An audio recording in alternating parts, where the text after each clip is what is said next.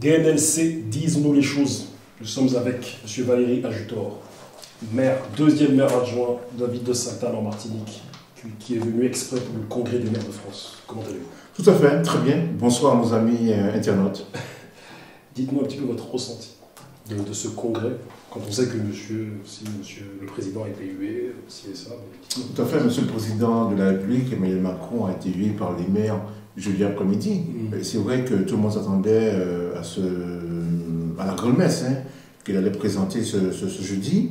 Et nous, effectivement, maires adjoints ou tous les maires présents lors de ce congrès n'attendaient pas effectivement une très bonne nouvelle pour nous, effectivement, par rapport à tout ce qui est comme la dotation budgétaire, effectivement, qui a été sucrée. Bien sûr, la taxe d'habitation, c'est pour cette raison, effectivement, que M. Macron a été élu, effectivement, par l'ensemble des maires de France.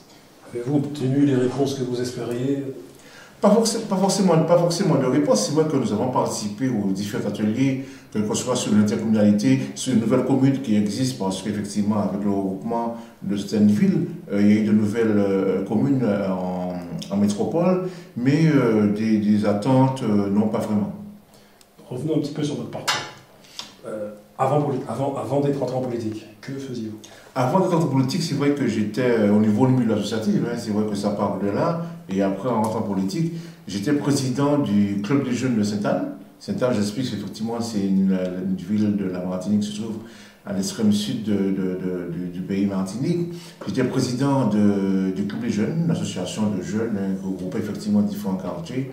On faisait de l'animation, surtout durant la fête patronale, des soirées dansantes et aussi des échanges entre différentes communes. Après ça, je suis entré effectivement dans la partie sport. J'ai été président de la section handball de la Renaissance. J'ai été président d'une association au niveau de Fort-de-France où effectivement il y a différentes activités, que ce soit la mode, la couture, la danse ou le sport.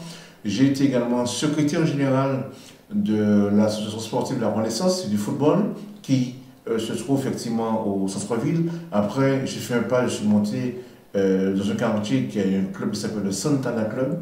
J'ai été secrétaire général. Et puis après, effectivement, je suis allé vers le Marin, qui est la ville voisine, secrétaire général de l'US Marinoise. C'est-à-dire que la Renaissance et le Santana sont deux clubs de la même localité de la ville de Sainte-Anne. Et après, effectivement, j'ai arrêté. Parce que je me suis dit effectivement que j'ai donné de mon temps. Et après, je suis entré effectivement dans le social. J'ai pas mal effectivement travaillé sur le DSQ, développement social des quartiers, et aussi sur différentes formations alimentaires des quartiers. Et autres, aujourd'hui, effectivement, je suis dans l'animation et dans le social. Donc à un moment donné, vous vous êtes dit que le champ associatif et le champ social n'étaient plus suffisants. Il fallait rentrer en politique pour réellement changer les choses. Absolument, absolument. Parce que si on est toujours dans le monde associatif, on est là, on dit si on pouvait, si on pouvait. De là, effectivement, après plusieurs réflexions, je me suis dit pourquoi pas entrer en politique pour essayer effectivement d'arranger toutes les problématiques que moi je disais effectivement que je parlais dans nos différentes réunions avec nos amis. Et depuis 2014, je suis deuxième adjoint à la ville de Sainte-Anne en Martinique. En off, vous nous avez parlé des différentes délégations auxquelles vous êtes en charge. Il y en a pas mal. Oui, il y en a pas mal. Je peux vous dire, effectivement, j'ai une délégation de vie associative, c'est-à-dire qu'en charge, effectivement, des associations à la partie administrative, c'est-à-dire que leur tourner, effectivement, le choix d'aller, de leur montrer, effectivement, comment créer un statut, comment déposer, effectivement, comment créer une association, parce que la vie associative, l'insertion, effectivement, des jeunes, par le sport, par le social ou autre chose. Je suis aussi, j'ai une délégation de service à la personne, au niveau des personnes âgées ou également au niveau des familles. J'ai une délégation d'anciens combattants, si vous en tant qu'ancien militaire, j'ai pris cette délégation. Je suis également dans deux commissions, effectivement d'attribution de logement HLM et commission d'attribution de logement à la CIMAR, en Martinique, et également je suis en charge du protocole. Quand vous venez à Sainte-Anne, je suis en charge effectivement de vous accueillir. Mais vous n'êtes qu'un seul homme. Comment vous pouvez cumuler autant de responsabilités, que ce soit dans le social, dans l'associatif et aussi dans dans la politique. Je ne dirais pas, je cumule, c'est-à-dire que c'est un choix. C'est-à-dire que j'ai eu ce choix, mais en amont, beaucoup de réflexions, tout effectivement, je ne suis plus dans le milieu associatif. Uniquement, je n'ai plus d'association, c'est des anciens combattants, mais j'ai effectivement laissé pas mal d'associations pour me consacrer effectivement aux différentes délégations, que j'ai cela veut dire effectivement que j'ai du temps. Retour un peu dans le passé, le Blumidom. Pour ceux qui ne savent pas, le Blumidom, c'est le dispositif qui est à l'origine du grand déplacement de plus de 160 000 Antillais de 63 à 81. Il a été instauré par M. Michel Debré. Donc le Blumidom, c'est le Bureau pour le développement des migrations d'outre-mer. Il a été remplacé par l'ANT, l'Agence nationale pour l'insertion et la protection des tirailleurs d'outre-mer, renommé l'Agence de l'outre-mer pour la mobilité, ou l'ADOM, en 1992. Et M. Debré disait...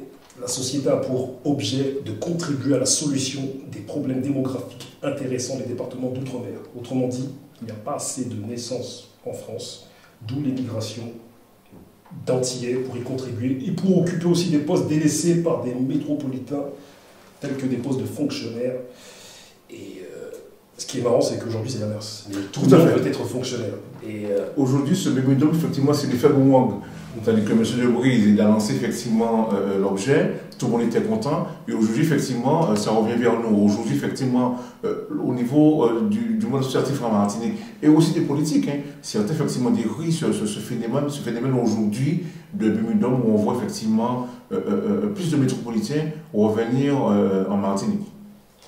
Et pour en dire un petit peu sur le Blumidom, il y a Audrey Pulvar qui a fait un très bon documentaire dessus, et il y avait des témoignages de personnes qui ont vécu à l'époque et qui avaient eu des promesses. C'est-à-dire qu'en venant en France, elles pensaient qu'elles avaient bénéficié de formation, de pas mal de choses, et finalement, la grande désillusion, il y a eu des suicides, pas mal de choses comme ça, et il y a des parents qui ont avoué à leurs enfants comme quoi, voilà, nous, on a fait partie d'un dispositif, aujourd'hui, on vous en parle. Et il y a même qui pleuraient, et j'aimerais bien avoir votre avis sur... Ce dispositif a été relancé par l'équipe de M. Serge Delchimi. À l'époque, ils étaient à la tête du conseil régional, qui est devenu aujourd'hui la CTN, qui avait lancé effectivement, si je me souviens, c'est un prix où il fallait s'inscrire pour s'inscrire, avoir donné effectivement toutes ses coordonnées, ses diplômes, tout ce qu'on voulait faire, et on revenait en Martinique avec une somme de 7 000 €. Aujourd'hui, effectivement, c'est tombé à l'eau parce que ça a changé. Aujourd'hui, nous sommes passés à la 7e, c'est M. Alfred Magin qui est président de la République, qui est président. Je ne sais pas effectivement si lui, il va poursuivre effectivement cette action, mais aujourd'hui, effectivement, comme je vous ai dit en amont, il y a plus, c'est l'inverse. C'est l'inverse, bon, c'est comme ça, c'est dommage. C'est dommage pour nous, c'est dommage pour effectivement les Martiniquais, les jeunes Martiniquais qui sont beaucoup de diplômes, qui sont obligés aujourd'hui de repartir effectivement en métropole ou au Canada ou en Belgique, travailler, tandis que l'inverse se fait, il se fait effectivement qu'en Martinique, il y a du travail. Et malheureusement, effectivement, nos jeunes sont plus renvoyés, même en Roumanie, par rapport à la médecine, deux jeunes Martiniquais sont partis en Roumanie pour terminer leurs études de médecine. Et aujourd'hui, maintenant, les parents qui vivent en France expliquent cette époque de 63 à 81 à leurs enfants, en fait, toute cette désillusion. Tout à fait, il y a cette explication au cours, effectivement, je pense, de repas de famille, mais c'est vrai, il y a des pleurs, c'est avec regret que certains parents expliquent à leurs enfants qu'ils étaient obligés de partir parce qu'on les avait promis pas mal de choses et au retour, effectivement, ils n'avaient rien du tout. La France est le deuxième espace maritime au monde, grâce aux Antilles, petites et les grandes, la Réunion, la Nouvelle-Calédonie, etc. Quand on évoque les Antilles, on a tout de suite en tête l'image de la carte postale avec le sable fin, les cocotiers, le beau soleil. Mais malheureusement, ce n'est pas que ça. En termes de crimes, de délits et de violence, la Guyane est le département le plus touché en France. 4e la Guadeloupe, 5e la Martinique. Comment l'expliquez-vous? Alors, ce phénomène de carte postale, moi je dis effectivement que c'est la faute des agents de voyage. Quand on voit la Martinique, on voit quoi? On voit effectivement un cocotier, et puis la mer, et puis le sable. Or, la Martinique, c'est pas que ça. La Martinique, il y a des gens qui habitent, il y a des habitants, il y a une vie économique, il y a une vie sociale, il y a le coq qui chante, il y a le tambour, et l'animation, et on fait croire aux gens, effectivement, que venir en Martinique, la carte postale, c'est le cocotier, et puis l'eau, et puis effectivement, le rhum. C'est tout pas ça. Nous avons effectivement nos coutumes. Nous avons le 22 mai le tambour, toute une animation au niveau du tambour. Nous avons effectivement nos animaux, nous avons effectivement le coq qui chante le matin plusieurs reprises en Martinique. Il y a eu ce phénomène de problème de voisinage. Ce sont des métropolitains qui disaient à nous Martiniquais effectivement de dire au coq effectivement de ne pas chanter à 5 h du matin. Quelle problématique. Pour nous, les gens effectivement vont à Martinique uniquement cocotier et plage. Et nous avons effectivement une problématique au niveau de la vie économique, au niveau du chômage, tout ce qui est effectivement dans les grandes villes, dans les mêmes problématiques en Martinique. Parce qu'on sait qu'au niveau du chômage, à Martinique, le taux national est de 10%, à Martinique, plus de 20%, même plus de 25%. Et selon vous, la situation s'améliore ou... La situation s'améliore, pourquoi? Parce qu'aujourd'hui, nous avons heureusement de jeunes Martiniquais qui reviennent au pays et qui créent leur entreprise. Quelle que soit une entreprise, une SARL ou bien une entreprise, une SAS. Mais aujourd'hui, effectivement, la situation s'améliore parce qu'il y a des jeunes Martiniquais qui reviennent et qui créent des emplois en Martinique. Et je sais que l'une des grandes problématiques aux Antilles, c'est l'inflation. Les prix, par exemple, pour acheter 4 euros. Tout à fait. Voilà, c'est ça. Malgré effectivement la grande grève de 2009, tout le monde était dans les rues de Fort-de-France. Il y a eu pas mal de réunions avec l'État pour changer les prix, pour améliorer effectivement les tarifs au niveau outre-mer. Mais aujourd'hui, effectivement, rien n'a changé. Nous sommes aussi effectivement au point zéro. On nous a fait croire qu'il y a créé effectivement au niveau de l'outre-mer une délégation interministérielle en charge effectivement de l'outre-mer par rapport à ça. Aujourd'hui, rien n'a été fait. Nous sommes au même stade, effectivement, voilà. Monsieur Elie Domota. Elie Domota, oui.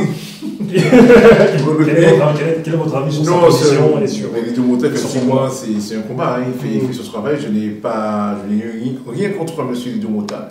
C'est un homme debout qui fait ce travail, qui défend effectivement les intérêts des travailleurs martiniquais et guadeloupéens antillais.